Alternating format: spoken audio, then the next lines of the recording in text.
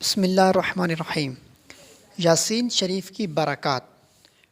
حضور نبی کریم علیہ السلام نے یہ ارشاد فرمایا کہ سورہ یاسین قرآن کا دل ہے، جو اسے اللہ عز و جل کے رضا اور آخرت کی بہتری کے لیے پڑھے گا اس کی بخشش کر دی جائے گی۔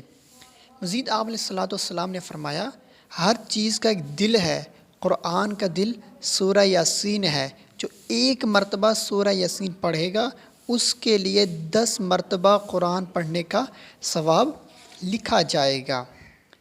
حضرت ابن عباس رضی اللہ تعالیٰ سے روایت ہے کہ آپ علیہ السلام نے فرمایا کہ میری خواہش ہے کہ سورہ یاسین میری امت کے ہر انسان کے دل میں ہو، اور جو شخص ہمیشہ ہر رات یاسین کی تلاوت کرتا رہے گا اور پھر وہ فوت ہو گیا تو وہ شہید ہو کر مرے گا۔ آپ علیہ السلام نے فرمایا، جو شخص دن کی ابتدا میں سورہ یاسین کی تلاوت کرے گا اس کی تمام حاجات پوری کر دی جائیں گی۔